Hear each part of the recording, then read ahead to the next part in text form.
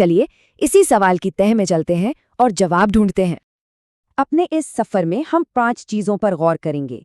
पहले राम भक्ति का एक इंट्रोडक्शन, फिर राम का एक आइडियल हीरो के तौर पर चित्रण, मर्यादा और लोक मंगल का कॉन्सेप्ट, दास्य भाव और सबको साथ लेकर चलने की भावना, और आखिर में तुलसीदास के लिखने की कला। तो चलिए सबसे पहले हिस्से से शुरू करते हैं, समझते हैं कि ये राम भक्ति आखिर है क्या और कहाँ से आई। अच्छा, राम भक्ति को समझने से पहले एक छोटा सा कॉन्सेप्ट समझना जरूरी है, और वो है सगुण भक्ति। अब ये सगुण भक्ति है क्या? बहुत सिंपल है।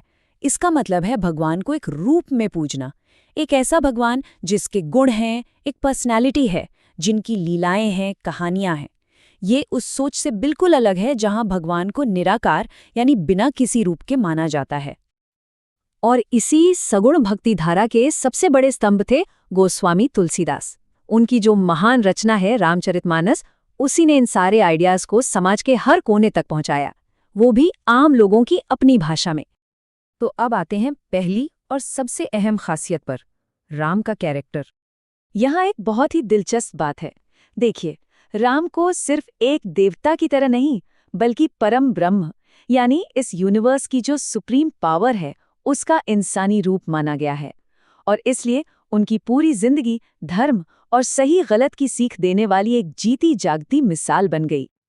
तो ये सीख दी कैसे गई? तरीका था राम को हर रिश्ते में, हर भूमिका में एक आदर्श के तौर पर दिखाना। एक परफेक्ट बेटा, एक परफेक्ट पति, भाई, राजा और दोस्त। एक तरह से समाज के लिए एक मॉरल ब्लूप्रिंट तैयार किया गया। ठीक है, तो राम के आदर्श रूप के बाद अब दूसरी बड़ी बात पर आते हैं, जो एक इंसान के बर्ताव को पूरे समाज की भलाई से जोड़ती है। ये कॉन्सेप्ट है मर्यादा का। अब मर्यादा का मतलब क्या है? सीधा सा मतलब है सामाजिक, पारिवारिक और नैतिक दायरों और सिद्धांतों का सख्ती से पालन करना। और यही वजह है कि राम को मर्यादा पुरुषोत्तम कहते हैं, क्योंकि उन्होंने इन सिद्धांतों को सबसे बेहतर तरीके से निभाया। तो ये पूरी फिलॉसफी एक बहुत ही सीधे से फॉर्मूले पर चलती है। जब हर इंसान मर्यादा का पालन करेगा तो उसका नतीजा क्या होगा? लोक मंगल, यानी पूरे समाज का भला। मतलब एक एक इंसान की नैतिकता से ही समाज में अच्छाई फैलती है। और ये बात खुद तुलसीदास जी ने भी कही है। उन्होंने लिखा कि ये रचना वो स्वांतः सुखाय के लिए कर रहे हैं, मतलब अपने मन के सुख के लिए, लेकिन साथ ही इसका बड़ा मकसद लोक कल्याण भी था। तो आप देखिए, पर्सनल डिवोशन और सोशल वेलफेयर दोनों पर बराबर का फोकस था। चलिए अब थोड़ा और आगे बढ़ते हैं और भक्ति के तरीके और तुलसीदास के कमाल के फिलोसॉफिकल अप्रोच को समझते हैं। राम भक्ति में जो डिवोशन का तरीका है, उसे कहते हैं दास्य भाव। दास्य मतलब दास या सेवक का भाव। यहाँ भक्त खुद को भगवान का एक मामूली सा सेवक मानता है और भगवान को अपना मालिक, अपना प्रभु। इसमें पूरी तरह से सरेंडर है, कोई ईगो नहीं। लेकिन तुलसीदास की असली जीनियस शायद उनका समन्वयवादी नजरिया था, मतलब सबको साथ लेकर चलने का नजरिया।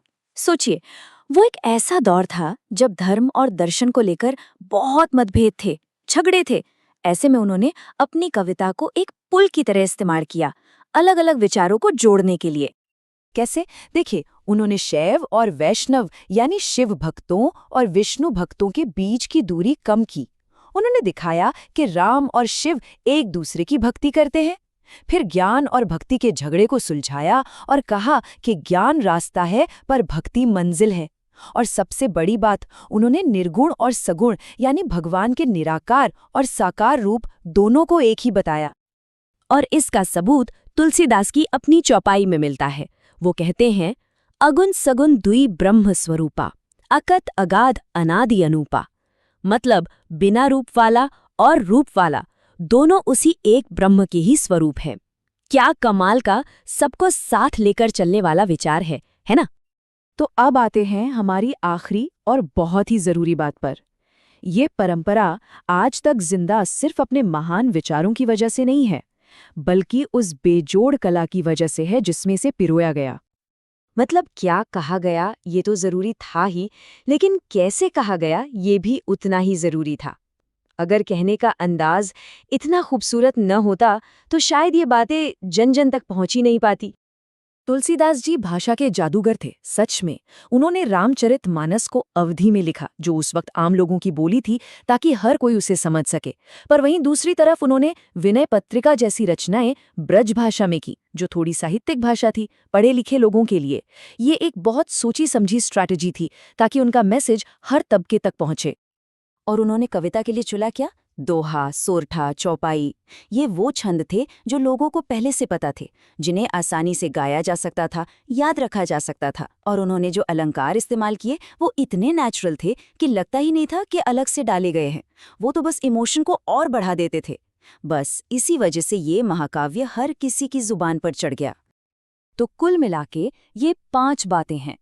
एक आइडियल हीरो, समाज की भलाई पर जोर, दास बनकर भक्ति करना, अलग अलग विचारों को जोड़ना और इन सबको एक कमाल की कविता में ढाल देना। इन्हीं 5 स्तंभों ने इस परंपरा को आज तक इतना मजबूत बनाए रखा है। तो आखिर में एक सवाल हमारे सामने खड़ा होता है। कर्तव्य, सबकी भलाई और सबको साथ लेकर चलने के ये सदियों पुराने आइडियल्स आज की इस उलझी हुई दुनिया में कितने काम आ सकते हैं? ये सोचने वाली बात है ना?